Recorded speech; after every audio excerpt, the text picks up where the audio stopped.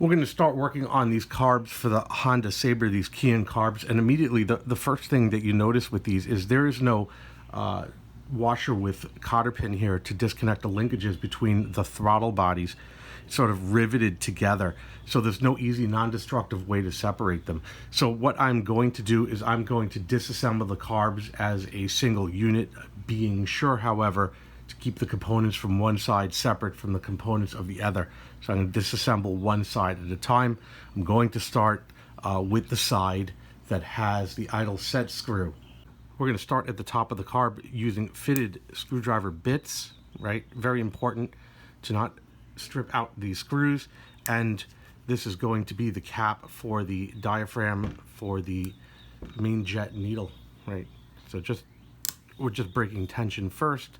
And then once you break tension of all four, we could just unscrew these screws.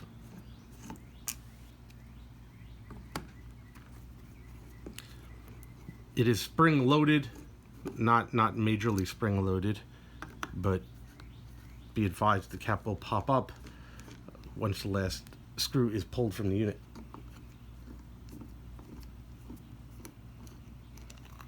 Just like that.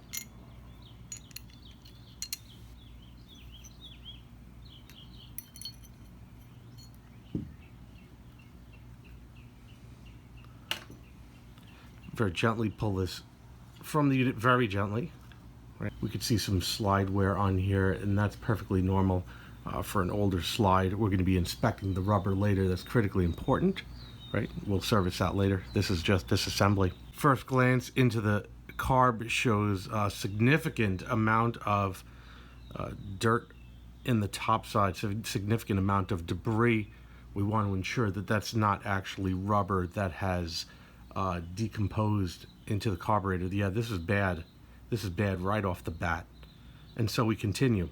The enricher valve was already removed during the carburetor deinstallation in the deinstallation video. Obviously that video can be seen up here. We're going to remove the diaphragm on the side next. Again, fitted screwdriver.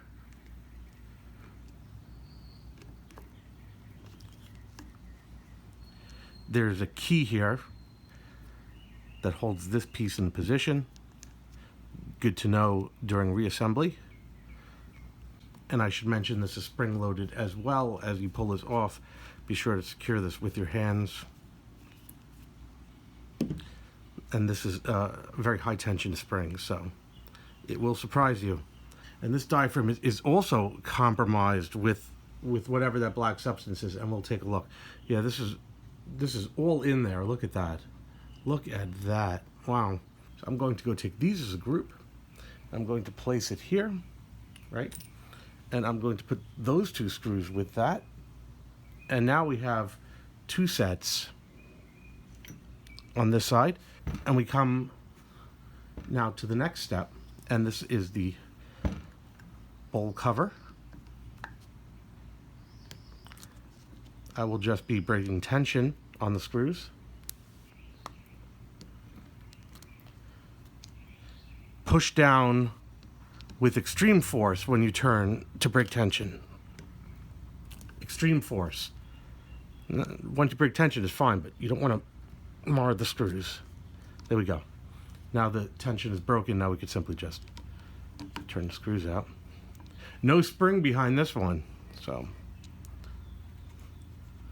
we do have to be extremely careful, however, when we open this one, because the float is behind here. It's very delicate. If you just rip the cover off, we do run the risk of breaking something, and that wouldn't be good. Here we go.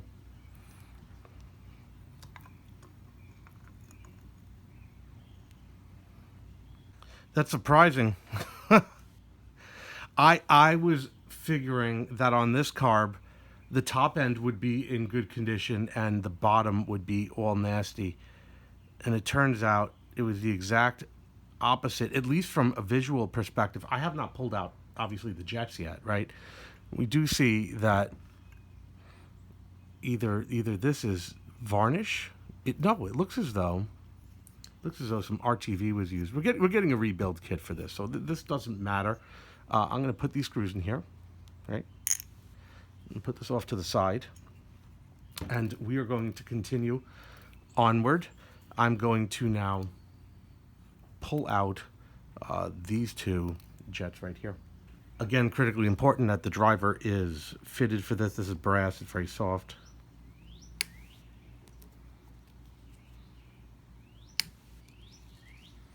If it's too small, it will mar the jet. I'm also gonna go and record these values. This one, I mean, you could drive a truck through this. Clearly, there's nothing wrong with this one. This is squeaky clean. Well, I'll be okay. Thing smells horrendous, and we're only through one carb, right? So, doesn't tell the whole story yet. I'm gonna get this one out.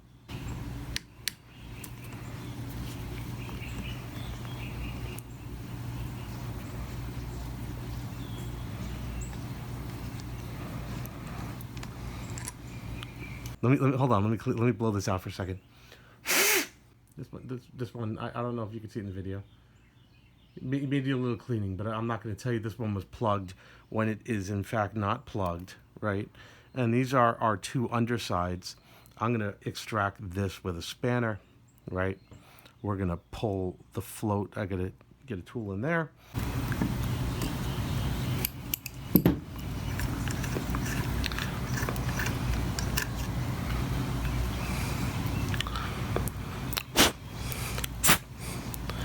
Oh, these are squeaky clean. No problem there. Okay, let's get all this out of here.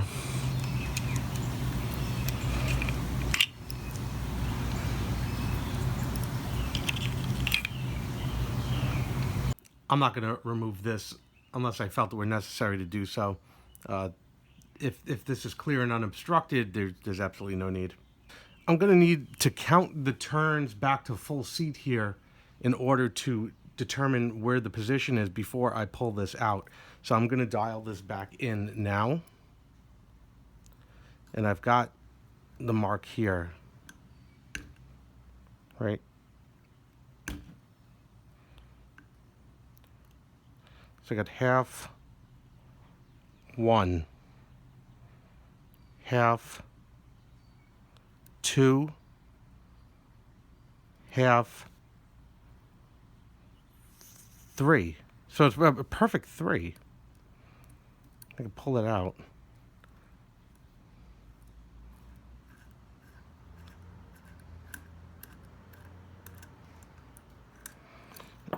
You don't know what's going to come out with it. Let's have a look. There's usually more to it than this.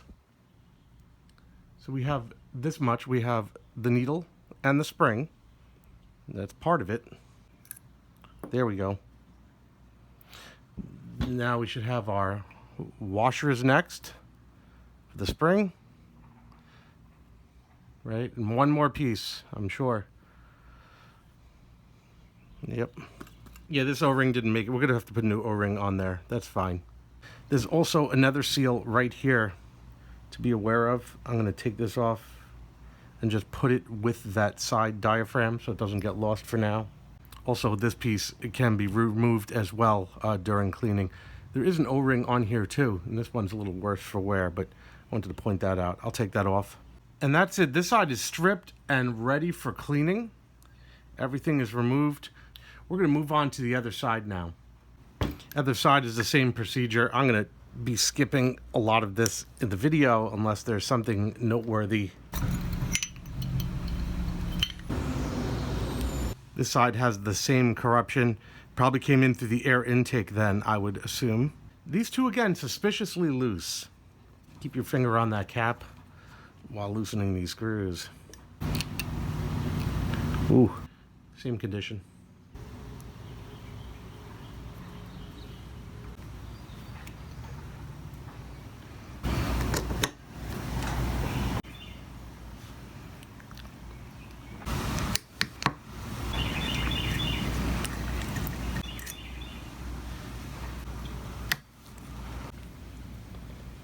This one right here is clogged.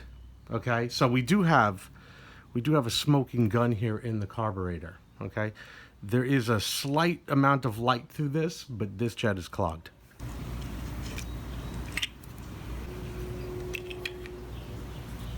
Now on this side, we'll record the turns. 4. Wow. 4 on this side, I guess. Of course, this came out with all the parts complete.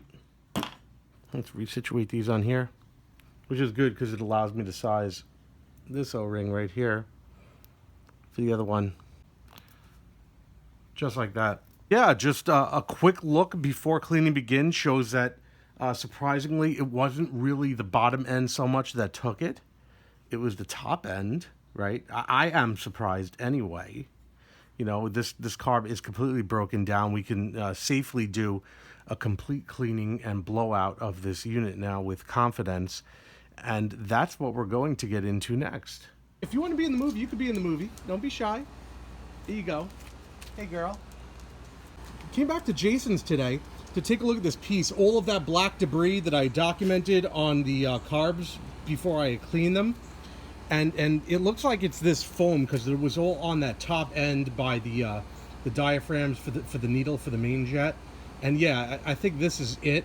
Also, I still feel as though something's missing back here, and I'm not sure. I'm going to Google this piece and see what's going on.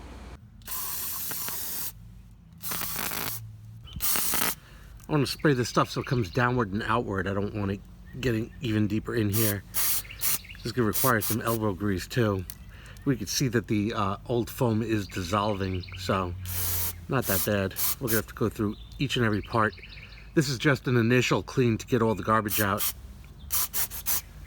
Some of those side areas that couldn't be reached as well, I'm going to hit those too.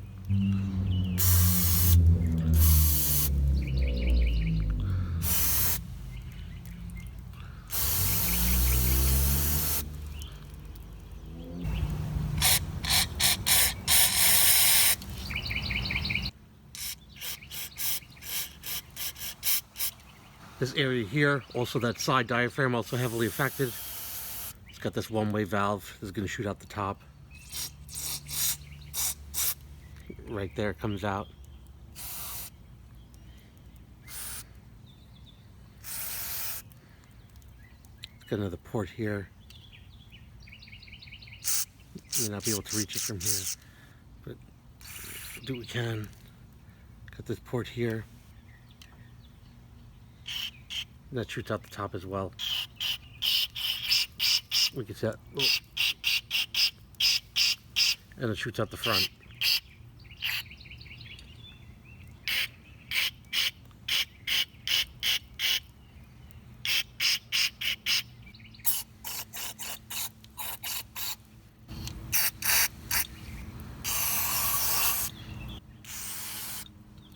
So enricher valve, aka choke.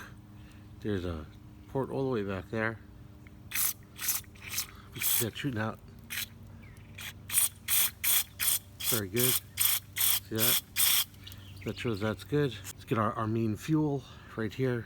Just blow that out. Comes right out the bottom. Shows us everything's good. We got the 2 needles we removed from here. There's the main.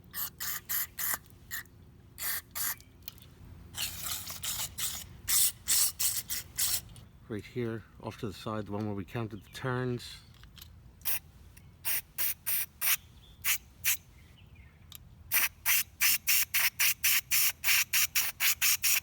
Very nice. Open up the throttle body.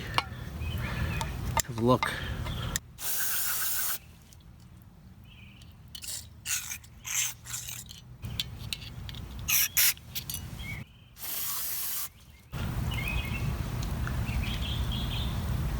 With that side done, I'll do the other side with the same procedure.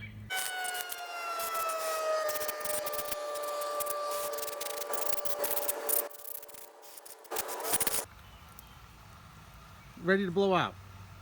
Trying to get in all of the holes, the areas, get air through it, push out all that carb cleaner and any remaining debris.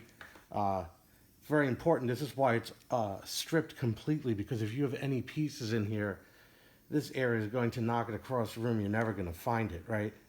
So that's what I've been doing, getting up in there, pushing air from one location to another.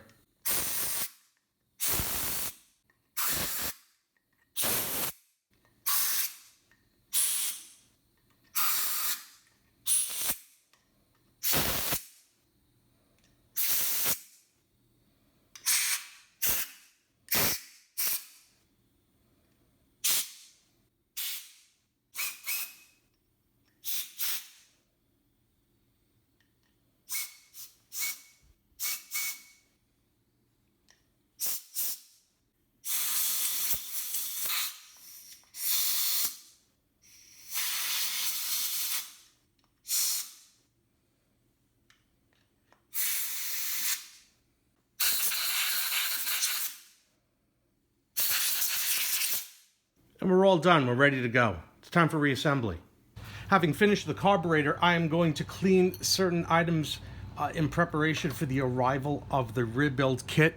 I'm going to start with these, always making sure that both sides are separated and I don't mix up the parts.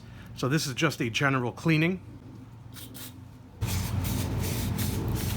Mating surfaces are important too, so you don't get any air leaks. Be cleaning this item next. There we go. And once this is complete, we're going to clean out this port right here, and it should spray out this front jet. Just like that, very good. Do an inspection here. This seems to be in good condition. I don't see any problems with it. We'll be doing a leak test, but as for now, it goes back in. This tube here is filled with all sorts of nasty. I'm actually gonna wash this out with the water and then come back and clean it out. Washing it out, I got in there with some Q-tips, got the rest of the grime out. It's now nice and clean. This, I imagine, we'll be seeing a new seal. In the meantime, I'm just gonna clean the grime out of the bottom of this right quick. Probably clean it again when I finally take the seal off. I generally don't take the seals off until the seal kit arrives. It wasn't nearly as bad as I thought it was gonna be on the bottom. That's good. Finally, we're left with needles, jets, and emulsion tube. Before I do that, however, I want to go through this right quick. This is the needle for the main jet. I'm going to clean this. I'm going to clean this, and then I'm going to clean this as I oil this. So I'm going to go through that right quick.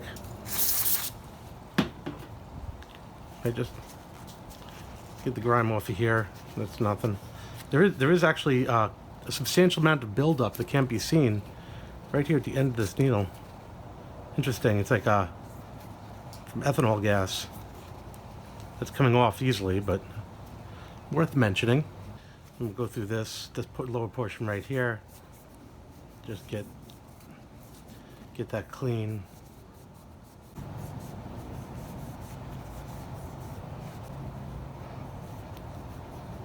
And then we'll deal with the rubber. The rubber seems okay. We'll see how it looks when we apply the oil. Can make a big difference. I'll let that soak in on both sides. Wipe off the excess later.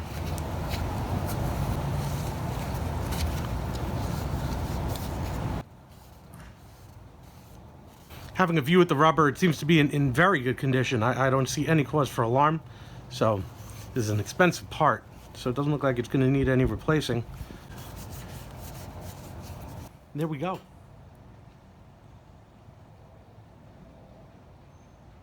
Very nice.